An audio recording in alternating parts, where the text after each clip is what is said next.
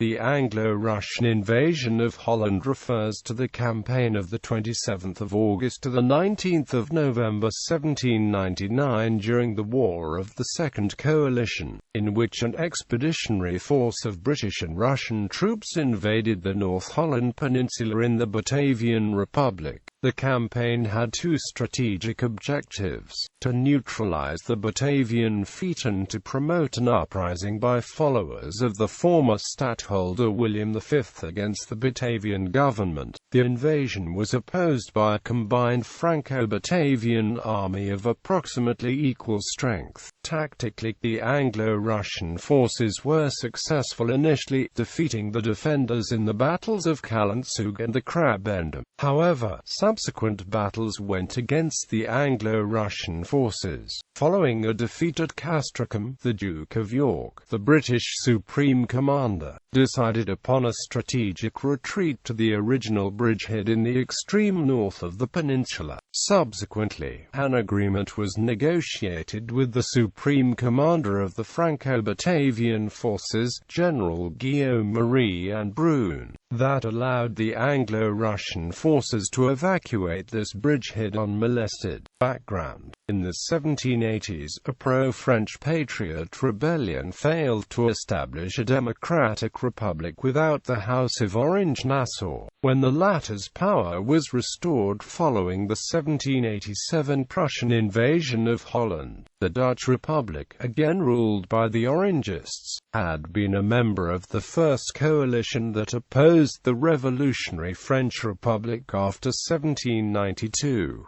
In 1795, at the end of the Flanders Campaign, the forces of stadtholder William V of Orange, and his British and Austrian allies were defeated by the invading French army under General Charles Pichegru, augmented with a contingent of Dutch patriot revolutionaries under General Herman Willem Daendels. The Dutch Republic was overthrown, the stadtholder fled the country to London, and the Batavian Republic was proclaimed.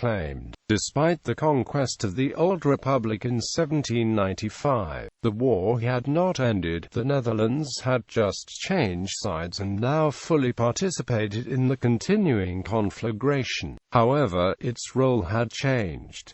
France did not need its army so much as its naval resources, in which France itself was deficient. In 1796, under the new alliance, the Dutch started a program of naval construction. However, manning the new ships was a problem, because the officer corps of the old navy was staunchly Orangist. People like the hero of Doggerbank, Jan Hendrik van Kinsbergen, honorably withheld their services. The new navy was therefore officered by people like Jan Willem de Winter, who were of the correct political hue, but had only limited experience. This directly led to the debacles of the surrender at Saldanha Bay in 1796, and of the Battle of Camperdown in 1797.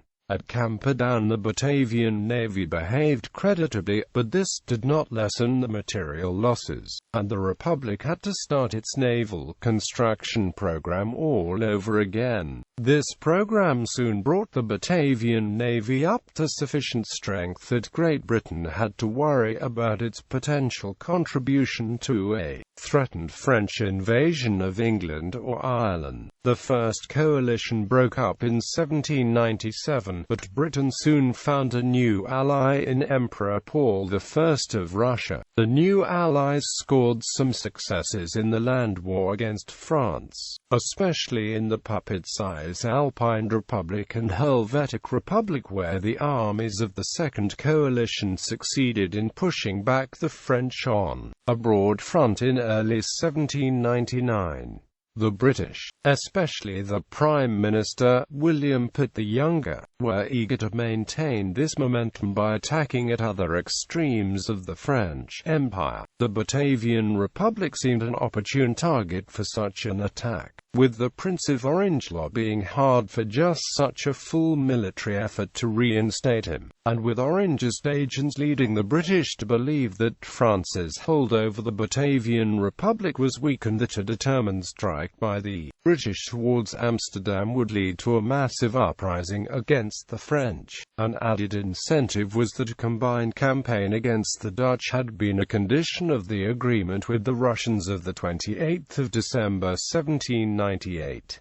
In that agreement, Emperor Paul I had placed 45,000 Russian troops at the disposal of the coalition in return for British subsidies. This convention was further detailed in an agreement of the 22nd of June 1799, whereby Paul promised to furnish a force of 17 battalions of infantry, 2 companies of artillery, 1 company of pioneers, and 1 squadron of hussars for the expedition to Holland, 17,593 men in total. In return, Britain promised to pay a subsidy of 88,000 liras, and another 44,000 liras a month when the troops were in the field. Great Britain would itself furnish 13,000 troops and supply most of the transport and naval escort vessels.